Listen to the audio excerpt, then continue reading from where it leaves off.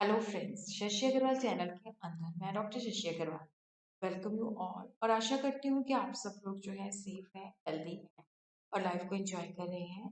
आज का जो हमारा टॉपिक है that is cause and effect is at the heart of organisation behaviour. तो यहाँ पे वी विल अंडरस्टैंड कि ऑर्गेनाइजेशन के अंदर जो लोग काम करते हैं उनका जो बिहेवियर होता है उसके पीछे क्या रीजन है और किस तरह से जो मैनेजर है सुटेबल स्ट्रैटेजीज अडॉप्ट करके उनके बिहेवियर को मॉडिफाई कर सकते हैं। उसको ऑर्गेनाइजेशन के अंदर जैसे हम चाहते हैं कि ऐसा डिजायर्ड बिहेवियर होना चाहिए तो उसके साथ कैसे अलाइन कर सकते हैं। और अगर आपको मेरा ये एफर्ट जो है सही लगता है तो लाइक माय वीडियो इसको शेयर कीजिए। Cause and effect is at the heart of the movie जो पीपीटी है वो मैंने अपनी ऐप जो है एडिसन ऐप के अंदर जो है मैनेजमेंट बैच के अंदर फ्री स्टडी मटेरियल के अंदर डाल दी है। तो आप लोग इस पीपीटी को इस पीडीएफ फाइल को जो है एक्सेस कर सकते हो। मेरी ऐप जो है इसको आप गूगल प्ले स्टोर के साथ बड़ी आसानी के साथ डाउनलोड कर सकते हो। ये जो ऐप है that is relevant for the student of economics commerce and management. Organisation behaviour जो है यहाँ पे हमने ये कोर्स अपलोड किया हुआ है। इसके अंदर जो बीबीए का या बीकॉम का एमबीए का मतलब जो भी सिलेबस है उसी के मुताबिक ये सारे मतलब बीबीए बीकॉम एमबीए एमकॉम के लिए रेलिवेंट है। Also relevant for the UGC net commerce management and also legal welfare. जो methodology है that will be through live classes, recorded lectures, descriptive notes, summarized notes for quick learning, doubt sessions, personalized attention and practice series as per your requirement. तो what is the role of organisation behaviour? क्योंकि जब हम organisation के अंदर काम करते हैं तो people come from the different backgrounds होती है। कोई रूरल एरिया से आ रहा है, कोई अर्बन एरिया से आ रहा है, कोई प्रोफेशनल है, कोई अनस्किल्ड है, कोई बहुत ज़्यादा टेक्निकल क्वालिफाइड है।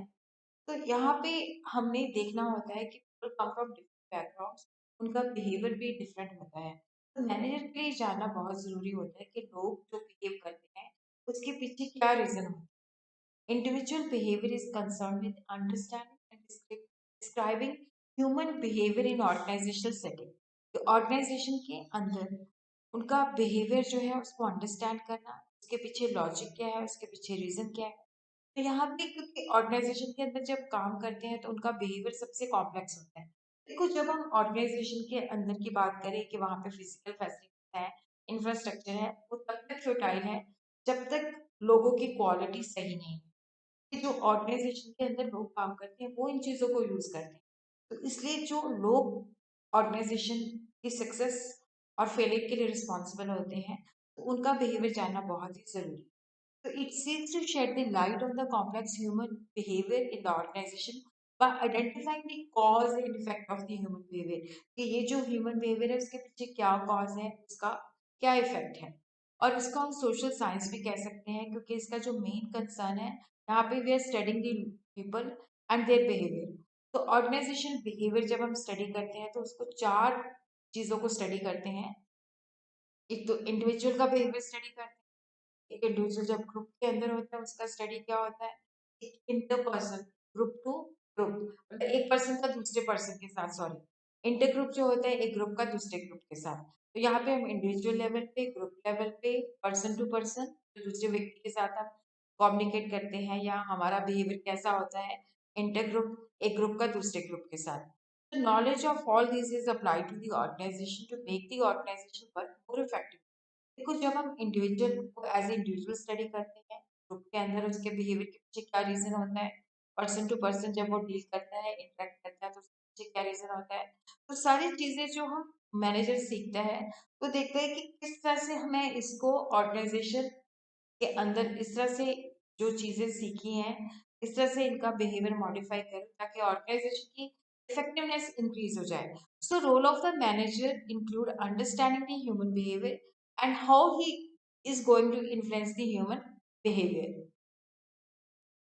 Organization are people and without people there would be no organization। जैसे मैंने आपको बताया कि अगर हमारे पास बेटर मशीनें हैं, बेटर सोर्सेज हैं तो तब तक उनकी एक्सप्लोटेशन नहीं हो सकती जब तक हमारे पास राइट काइंड ऑफ पीपल नहीं है। Organisation are people, without people there will be no organisation. अगर मैनेजर जो है उसने ऑर्गेनाइजेशन के अंदर इफेक्टिवनेस के साथ काम करना है, तो he has to understand the people who are working in the organisation. तो ऑर्गेनाइजेशन बिहेवियर से हम ह्यूमन बिहेवियर को स्टडी कर सकते हैं। और यहाँ पे ह्यूमन बिहेवियर को जैसे मैंने आपको बताया कि हम 4 लेवल से स्टडी कर सकते हैं: individual behaviour, interpersonal behaviour, group behaviour and the intergroup behaviour.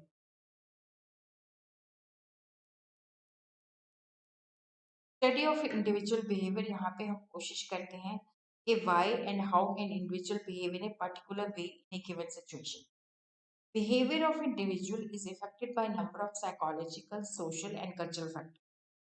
तो ऑर्गेनाइजेशन बिहेवियर की जो ड्यूटी बनती है कि वो सारी चीज़ों को स्टडी करे और ह्यूमन बिहेवियर को स्टडी करे कि उसकी क्या रीज़न है, उसकी बिहेवियर के पीछे क्या लॉजिक है।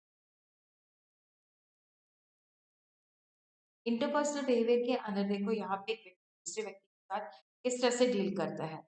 अब हम ऑर्गेनाइजेशन में काम करते हैं तो वी आर नॉट मशीन्स के, we will not interact with each other, we are human beings, so we will interact with each other. So दो व्यक्तियों के बीच में कम्युनिकेशन है, पॉसिबल है, अवॉइड नहीं हो सकता। By studying behavioral science, the manager can understand themselves and other better, कि हमारा एक दूसरे के साथ कैसा बिहेवियर है। तो इससे हमारी इंटरपर्सनल रिलेशन जो है बेटर होते हैं। जो टेक्निक्स यूज की जाती हैं, परसेप्शन है, रोल एनालिसिस है, ट्रांजैक्शन एनालिसिस है। Group behavior, Hawthorne studies have proven that individual behave differently as an individual, as a member of the group.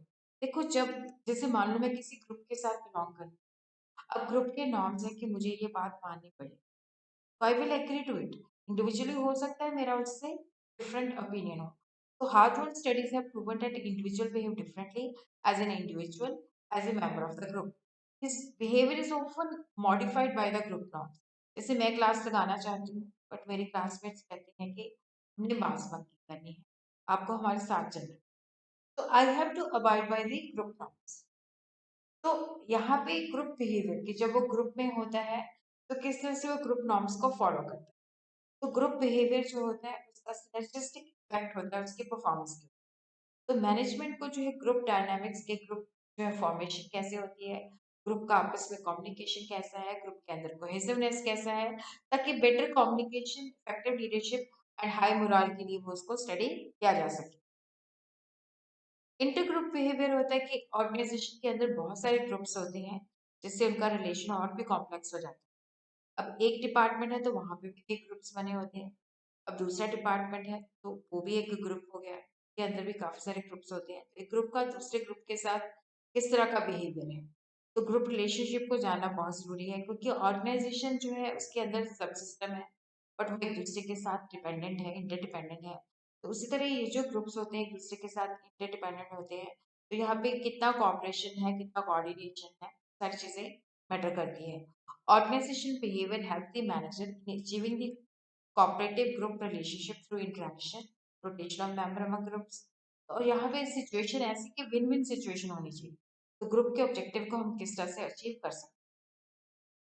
तो यहाँ पे हम देखते हैं कि ऑर्गेनाइजेशन बिहेवियर, देखो ये जो है इंडिविजुअल लेवल पे कोई मतलब पैसे से मतलब कोई सेल्फिश होता है, कोई सब कुछ साथ लेके चलता है। तो यहाँ पे हम बहुत सारे जो इंडिविजुअल बिहेवियर है उसको जानने के लिए वेरियस मैन मॉडल जो है स्टडी करते हैं। इकोनॉमिक मैन है, सोशल मैन है, ऑर्गेनाइजेशन मैन है, सेल्फ एक्चुअलाइजेशन मैन है, कॉम्प्लेक्स मैन है, इम्पल्सिव मैन है, कंपल्सिव मैन है। तो उससे इन जब हम इन मॉडल्स को स्टडी करते हैं तो उसके बेसिस पे भी आइडेंटिफाई द ह्यूमन जो है क्यों बिहेव मतलब दूसरे तरीके से बिहेव करता है। फिर हम देखते हैं कि जब वो ग्रुप में होता है तो उसका बिहेवियर डिफरेंट होता है। जिस ऑर्गेनाइजेशन के अंदर वो काम करता है, जैसे टॉल स्ट्रक्चर वाली ऑर्गेनाइजेशन तो वहाँ रूल्स को फॉलो करेगा। तो ये सारी चीजें जो है हम स्टडी करते हैं, मैनेजर जो है स्टडी करता है। Study of human behavior helps to understand the varied behavior of diversified groups, take steps to unify the diversified behavior and channelize this unified behavior aspect toward the organizational strategy। हम देखते हैं कि लोगों का behaviour जो है different होता है, किस तरह से हम उसको यूनिफाई कर सकते हैं, किस तरह से हम उसको ऑर्गेनाइजेशन के साथ अलाइन कर सकते हैं। तो human behaviour in the organisation, जब ग्रुप के अंदर वो किस तरह से इंटरेक्ट करते हैं तो वो ग्रुप बिहेवियर है। जब वो स्ट्रक्चर के अकॉर्डिंगली काम करते हैं, कम्युनिकेट करते हैं, तो that also take a organisation behaviour which is influenced by the structure. तो यहाँ पे जो व्यक्ति है उसका बिहेवियर आप देखोगे डिफरेंट सिचुएशंस के अंदर, डिफरेंट लोगों के साथ, डिफरेंट ग्रुप्स के साथ विल बी डिफरेंट। तो इट्स डाइवर्सिफाई, तो it has to be unified according to the organisation requirement, ताकि ऑर्गेनाइजेशन के ऑब्जेक्टिव को हम अचीव कर सकें। जो हमारे पास ह्यूमन रिसोर्स मैनेजमेंट है इसकी प्रॉपर यूटिलाइजेशन हो सके, और ऑर्गेनाइजेशन की सक्सेस एंड सर्वाइवलिटी इस बात पे डिपेंड करती है कि हमारी जो टीम है वो कितनी इफेक्टिव है, कितनी वो ऑर्गेनाइजेशन के साथ जो बिहेवियर है ऑर्गेनाइजेशन का जैसे गोल्स है उसके साथ अलाइन होती है। तो अब हम देखते हैं कि ये हमने स्टडी कर लिया कि ये जो जिसके अंदर जो मैनेजर है वो डिफरेंट कॉजेज को स्टडी करता है, कि ग्रुप इंडिविजुअल बिहेवियर को स्टडी करता है, ग्रुप बिहेवियर को स्टडी करता है, इंटरपर्सनल बिहेवियर को स्टडी करता है, इंटरग्रुप को स्टडी करता है। तो अब वो ह्यूमन बिहेवियर को किस तरह से जो हमने सीखा है किस तरह से इन्फ्लुएंस कर सकता है। The next job of the manager is to influence the behavior so that it conforms to the standard required for achieving organizational objective. Manager can influence the behavior through control and direction. Leadership, यहाँ पे देखो जैसे situational leadership है, direct leadership theory है, autocratic leadership theory है। तो यहाँ पे बहुत सारी थ्योरीज है, कौन सी थ्योरी कौन सी सिचुएशन के अंदर एप्लीकेबल होगी वो मैनेजर को आइडेंटिफाई करना पड़ेगा। तो यहाँ पे लीडरशिप का मतलब होता है कि किस तरह से हम लोगों को इन्फ्लुएंस कर सकते हैं, किस तरह से हम ऑर्गेनाइजेशन के साथ उसको मैच कर सकते हैं। तो अगर ऑर्गेनाइजेशन ने ग्रो करना है तो it must have effective leadership, ताकि लोग जो है बात सुन सके अपने लीडर की, उसके अकॉर्डिंगली अगर वो लीडर की बात सुनते हैं तो अपने आप को मॉडिफाई भी करते हैं। तो ऑर्गेनाइजेशन जो है right kind of leadership adopt करके जो है सक्सेसफुल हो सकती है। लीडरशिप के माध्यम से हम individual groups and various other aspects of the organisation जो है उसको इन्फ्लुएंस कर सकते हैं। मोटिवेशन, अब देखो जब ऑर्गेनाइजेशन में काम करते हैं तो उनको हम किस तरह से मोटिवेट कर सकते हैं, उनकी डिजायर्स क्या है, उनकी नीड्स क्या है, क्या वो मॉनेटरी इंसेंटिव से प्रमोट होते हैं, क्या मतलब मोटिवेशन मिलता है, ये नॉन जो मॉनेटरी नॉन मॉनेटरी इंसेंटिव्स होते हैं उनसे होता है। कई लोगों को होता है कि हाँ भी आपका डेजिग्नेशन मैनेजर हो गया, आपको केबिन मिल गया, चाहे सैलरी उतनी है, but they will be highly motivated कि मुझे सेपरेट मिल गया, मुझे कार मिल, मुझे ड्राइवर मिल गया। तो we the manager has to identify, so motivation is essential for ongoing work. Human being work not only for money but for getting job satisfaction also. यहाँ पे वी हैव टू आइडेंटिफाई कि वो money से motivation होता है कि non financial incentive से motivation होता है। तो मैनेजर की जॉब क्या है, दूसरों से काम लेना। वो तभी सक्सेसफुल हो सकता है जब वो अपने सबॉर्डिनेट को मोटिवेट करता है, उनकी नीड्स और डिजायर को अच्छे वे से अंडरस्टैंड करता है। कम्युनिकेशन, ऑर्गेनाइजेशन के अंदर देखो जो भी हम काम करते हैं तो बिना कम्युनिकेशन तो पॉसिबल ही नहीं है। तो कम्युनिकेशन इफेक्टिव होना चाहिए। कम्युनिकेशन जो है that is the foundation building block of the organisation. Organisation effectiveness को अगर हमने अचीव करना है तो कम्युनिकेशन इफेक्टिव होना चाहिए। कम्युनिकेशन को हम किस तरह से बेटर कह सकते हैं, देखो मिस कम्युनिकेशन नहीं होना चाहिए, ओपन कम्युनिकेशन होना चाहिए। ऑर्गेनाइजेशन चेंज एंड डेवलपमेंट, देखो ऑर्गेनाइजेशन डेवलपमेंट जो है that is needed for change development of individual, कि जो व्यक्ति हमारे पास आता है उसको हम किस तरह से चेंज कर सकते हैं, डेवलप कर सकते हैं एज पर ऑर्गेनाइजेशन रिक्वायरमेंट। तो ऑर्गेनाइजेशन को जब भी बहुत सारे फैक्टर्स चेंज होते हैं तो ऑर्गेनाइजेशन को भी अडेप्ट करना पड़ता है। वो चेंजेस हमें एक्सपर्ट के माध्यम से करनी चाहिए, क्योंकि शुरू में रेजिस्टेंस होती है, तो रेजिस्टेंस को किस तरह से हम कम कर सकते हैं। Changes can be introduce through the group dynamics and proper education, लोगों को अवेयर करके, लोगों को प्रॉपर एजुकेशन देके। ऑर्गेनाइजेशन क्लाइमेट जो है that is the sum total of all the organisational situation affecting human behaviour. Organisation के अंदर जो लोग काम करते हैं तो ऑर्गेनाइजेशन क्लाइमेट ये नहीं कि फिजिकल कंडीशंस कैसी हैं, फिजिकल इंफ्रास्ट्रक्चर कैसा है, उसके बैठने की जगह सही है, पानी पीने की जगह सही है, और मतलब सारी चीजें जो ऑर्गेनाइजेशन के अंदर होती हैं वो ऑर्गेनाइजेशन क्लाइमेट होता है, किस तरह का एटमोसफेयर है, किस तरह उसको सुपरवाइजन किया जाता है, किस तरह उसको अपॉर्चुनिटी प्रोवाइड की जाती है। यहाँ पे ये ह्यूमन बिहेवियर को काफी हद तक इफेक्ट करता है। तो ये है कि पार्टिसिपेटिव लीडरशिप का एटमोसफेयर होना चाहिए, मतलब एक दूसरे पे ट्रस्ट कर सकें, दो वे कम्युनिकेशन होना चाहिए, उस व्यक्ति को एडिक्वेट कंपनसेशन मिलना चाहिए और बेटर जो है जॉब के लिए इक्विपमेंट मिलना चाहिए। तो ऑर्गेनाइजेशन क्लाइमेट जो है कंडूसिव होना चाहिए, ताकि उसका मन जो है लगा रहे। ये ना हो कि उसको लगे कि मैं तो काम करना चाहता हूँ बट ऑर्गेनाइजेशन क्लाइमेट ऐसा नहीं है। तो यहाँ पे हम देखते हैं कि ऑर्गेनाइजेशन बिहेवियर के अंदर जो लोग काम करते हैं, पहले हम उनका बिहेवियर स्टडी करते हैं, फिर हम उसको किस तरह से इफेक्टिव बना सकते हैं वो स्टडी करते हैं।